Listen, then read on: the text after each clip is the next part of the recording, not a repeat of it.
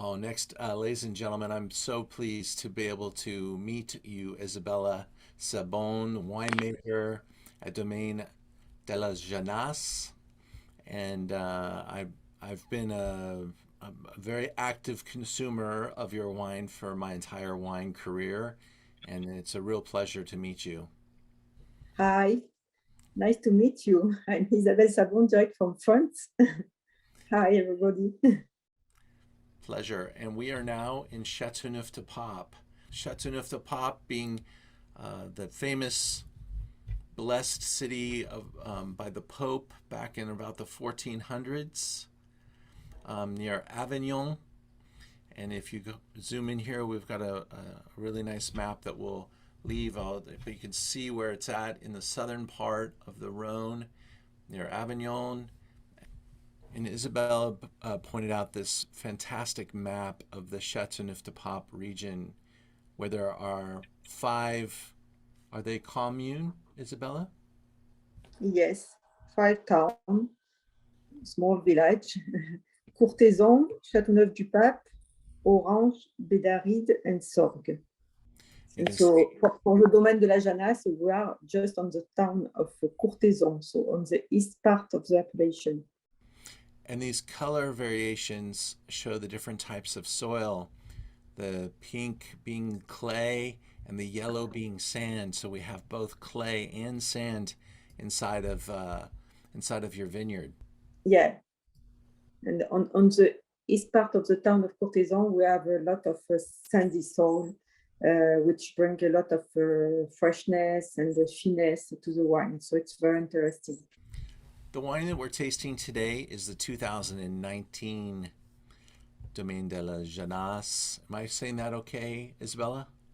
Yeah, it's a great vintage, very great vintage, young but very powerful vintage. 19 was just a very exceptional vintage with a lot of concentration, warm weather during the summer, and so very concentrate flavor. Very interesting. And if we were to acquire some bottles of this wine, what do you expect the optimal drinking time to be? Is it 3, 5 years, 10 years, longer? Or longer, I think. I think you can drink on the fruit, but you have to decant when it's young, and then for me it's a bottle you can keep on the old vines perhaps 20 years and more. Very good vintage. Very good. And some exceptional scores and comments throughout the press with 98 points from the wine enthusiast.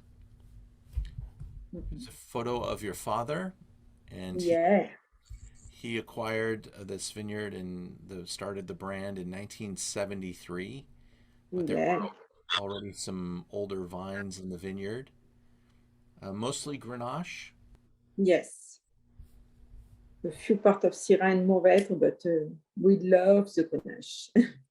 And these round stones that the dramatic stone soils of Châteauneuf-du-Pape, they're rounded because the Rhône River, such a significant, strong body of water, moved these rocks for hundreds and hundreds of miles and rounded these stones, and they ended up all around Avignon in this beautiful wine region.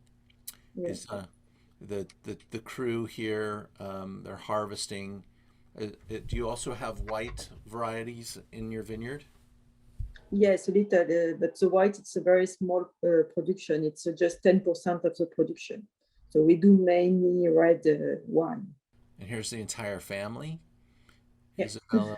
Isabel, and Christophe are in the cellars now, and their father is still involved in the vineyard. And when did you start taking on winemaking responsibilities? I come back to the domain in 2002. My brother in 91 and me in 2002. It's I think the worst vintage of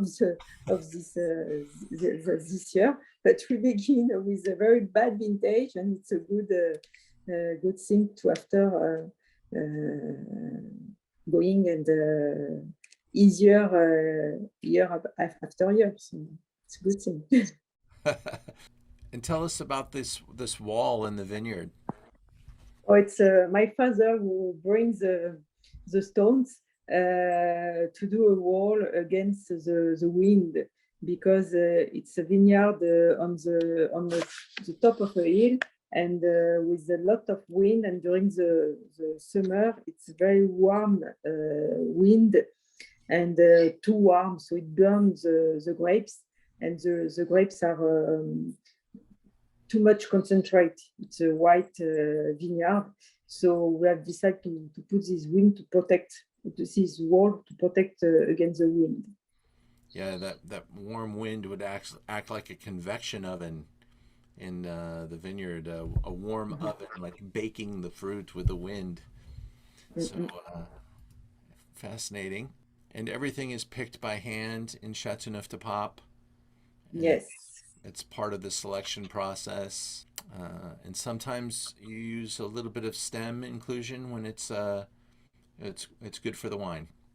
Yeah, and like the vintage you are going to taste, the 2019, it's very powerful vintage and very concentrated. So we have a high alcohol, and to balance this high alcohol, we keep some stems, and it gives, of course, some tannin, but a lot of freshness. And so it's very interesting, and it's why it's vintage you can keep very long time. Oh, I can't wait. And again, there are a number of different cuvées that you make. This Yeah. is one of the top, the Vieilles. Yeah. And how old are these vines? Or between 80 and 100 years old. Wow. Mm. And this is a region that there's no irrigation. No. So everything is natural, and Yeah. it looks like a very sustainable photo with the beautiful biodiversity throughout the vineyard. Mm-hmm. Yeah. And since last year, agriculture biologique. Oh, So very good. yeah. And is there any other thoughts or processes in the vineyard?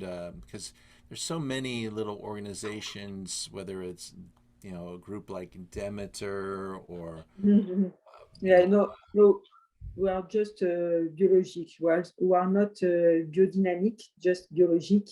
uh, And for us, we are working like that since a long time. We don't use a special produce. We just take care. We are doing a lot of work in the vineyard. We first thing it's we don't buy grapes and we don't buy wine. So we do the wine with all our production. We have never buy grapes or wine. So we prefer to control all the process from the beginning to the bottling. So for us, it's very important.